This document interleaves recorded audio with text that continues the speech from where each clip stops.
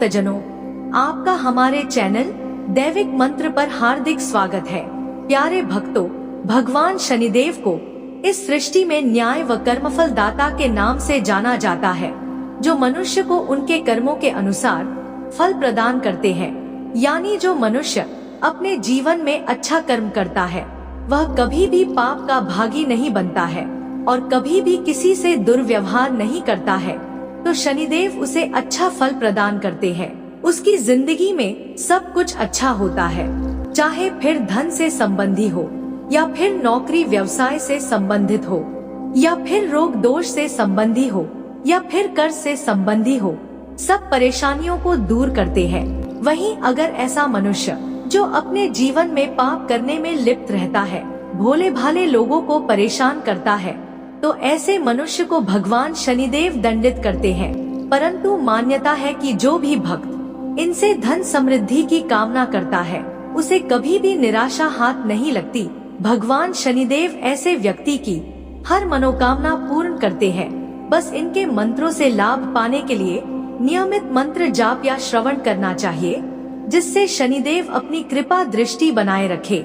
भक्तजनों, याद रहे, जब भी मंत्र का उच्चारण शुरू करें, मंत्र उच्चारण से पहले शनिदेव जी से अपनी इच्छा या मनोकामना अवश्य मांगे। तो आइए भक्तजनों, समय ना गवाते हुए इस मंत्र का श्रवण शुरू करते हैं। वीडियो पसंद आए तो वीडियो को लाइक, शेयर और चैनल को सब्सक्राइब करना बिल्कुल भी ना भूले। साथ ही कमेंट बॉक्स में जय शनिदेव लिखे, ताकि आपको शनिदेव जी का आशीर्वाद प्राप्त हो सके। ओम भगवाय विद्महे मृत्युरूपाय धीमहि तन्नो शनि प्रचोदयात्। ओम भगवाय विद्महे मृत्युरूपाय धीमहि तन्नो शनि प्रचोदयात्। ओम भगवाय विद्महे मृत्युरूपाय धीमहि तन्नो शनि प्रचोदयात्। ओम भगवाय विद्महे मृत्युरूपाय धीमहि तन्नो शनि प्रचोदयात्। ओम भगवाय विद्महे मृत्युरूपाय धीमहि तन्नो शनि प्रचोदयात्।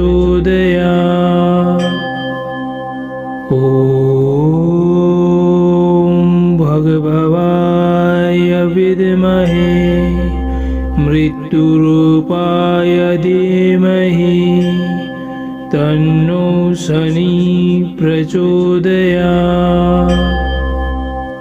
ओम भगवाय विद्महे मृत्युरूपाय धीमहि तन्नो शनि प्रचोदयात्। ओम भगवाय विद्महे मृत्युरूपाय धीमहि तन्नो शनि प्रचोदयात्। ओम भगवाय विद्महे मृत्युरूपाय धीमहि तन्नो शनि प्रचोदयात्। ओम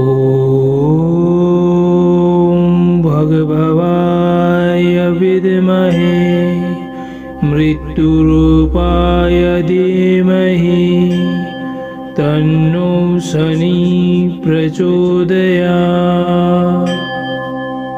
ॐ भगभवाय विद्महे मृत्युरूपाय धीमहि तन्नो शनि प्रचोदयात्। ॐ भगभवाय विद्महे मृत्युरूपाय धीमहि तन्नो शनि प्रचोदयात्। ॐ भगभवाय विद्महे मृत्युरूपाय धीमहि तन्नो शनि प्रचोदयात्। ॐ भगभवाय विद्महे मृत्युरूपाय धीमहि तन्नो शनि प्रचोदयात्। ॐ भगभवाय विद्महे मृत्युरूपाय धीमहि तन्नो शनि प्रचोदयात्। ॐ भगभवाय विद्महे मृत्युरूपाय धीमहि तन्नो शनि प्रचोदयात्। ॐ भगभवाय विद्महे मृत्युरूपाय धीमहि तन्नो शनि प्रचोदयात्। ॐ भगभवाय विद्महे मृत्युरूपाय धीमहि तन्नो शनि प्रचोदयात्। ॐ भगभवाय विद्महे मृत्युरूपाय धीमहि तन्नो शनि प्रचोदयात्। ॐ भगभवाय विद्महे मृत्युरूपाय धीमहि तन्नो शनि प्रचोदयात्। ॐ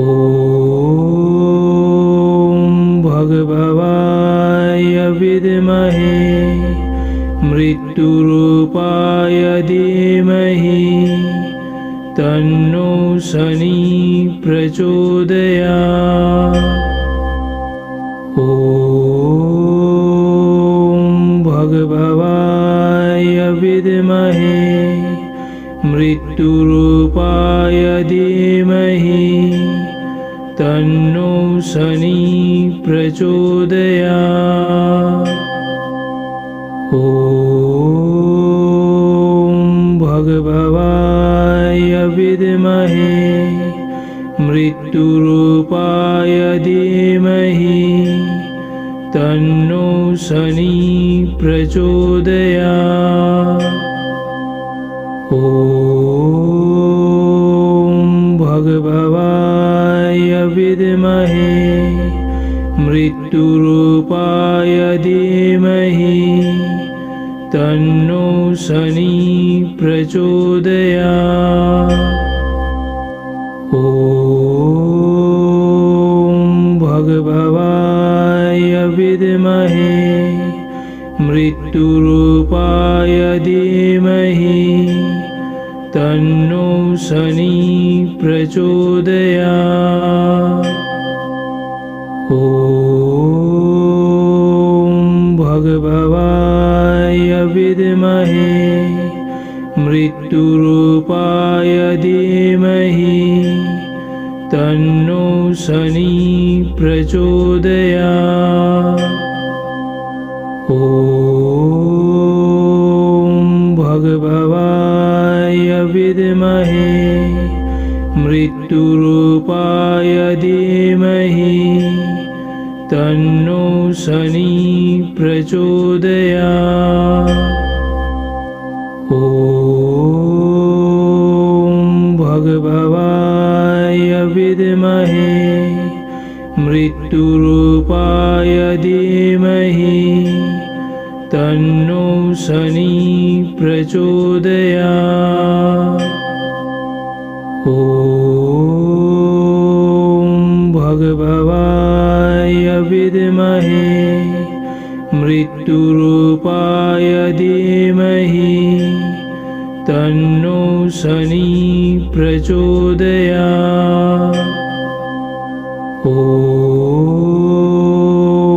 भगभवाय विद्महे मृत्युरूपाय धीमहि तन्नो शनि प्रचोदयात्। ॐ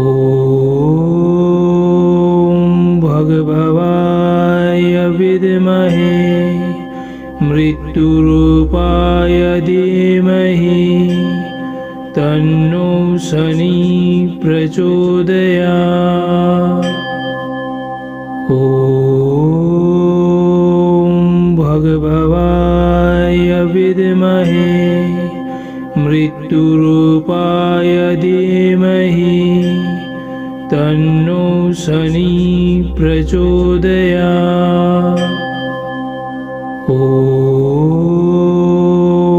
भगभवाय विद्महे मृत्युरूपाय धीमहि तन्नो शनि प्रचोदयात्। ॐ भगभवाय विद्महे मृत्युरूपाय धीमहि तन्नो शनि प्रचोदयात्। ॐ भगभवाय विद्महे मृत्युरूपाय धीमहि तन्नो शनि प्रचोदयात्। ॐ भगभवाय विद्महे मृत्युरूपाय धीमहि तन्नो शनि प्रचोदयात्। ॐ भगभवाय विद्महे मृत्युरूपाय धीमहि तन्नो शनि प्रचोदयात्। ॐ भगभवाय विद्महे मृत्युरूपाय धीमहि तन्नो शनि प्रचोदयात्। ॐ भगभवाय विद्महे मृत्युरूपाय धीमहि तन्नो शनि प्रचोदयात्। ॐ भगभवाय विद्महे मृत्युरूपाय धीमहि तन्नो शनि प्रचोदयात्। ॐ भगभवाय विद्महे मृत्युरूपाय धीमहि तन्नो शनि प्रचोदयात्। ॐ भगभवाय विद्महे मृत्युरूपाय धीमहि तन्नो शनि प्रचोदयात्। ॐ भगभवाय विद्महे मृत्युरूपाय धीमहि तन्नो शनि प्रचोदयात्। ॐ भगभवाय विद्महे मृत्युरूपाय धीमहि तन्नो शनि प्रचोदयात्। ॐ भगभवाय विद्महे मृत्युरूपाय धीमहि तन्नो शनि प्रचोदयात्। ॐ भगभवाय विद्महे मृत्युरूपाय धीमहि तन्नो शनि प्रचोदयात्।